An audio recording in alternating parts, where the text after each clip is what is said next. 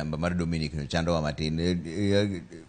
Canon ni wacho wach mar ndiko mar Nyasaye. Iselero ne ji kuonde ariyo kaka oganda. Achiel kit kanisa magidhie mabi Rose mogonwa simu no bendo wacho.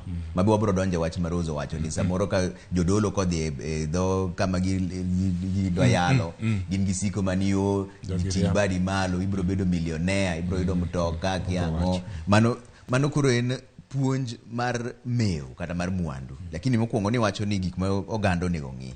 Ikwano ne kit kanisa, ikwano ne ndiko mar Nyasaye. Iwacho ni ginang'wen. Kit kanisa no nitie kod bombe ne moko kanyo machielo.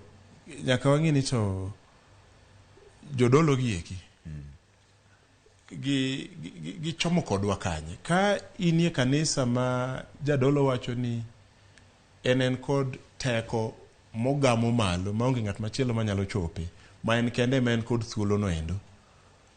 Nyasaye miye go direct to koselor kuome ekomiyo. Trevor, mano en Jadolo kata kanisa motenore ewi miriambo, nikech Nyasaye miho thuolo ni wan duto wanyalo winjo kuome.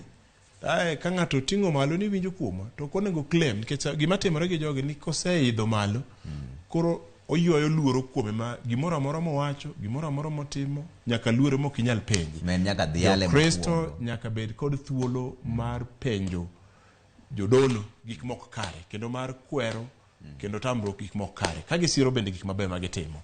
Ka inie kanisa ma bishop ni kata apostle ni kata party gimowache gimogik mok nyal twag kuome, adwa kwayi ni mondo iringi ng'wech odhiambo ma kawuono iweri gi kanisa no, nikech ichomo kumarach kuma joka Makenzi ka waneno kodhiye. To gima Rose wacho mar kanisa ni ma ji ong'eyo chakre chon. Kanisa mane idongo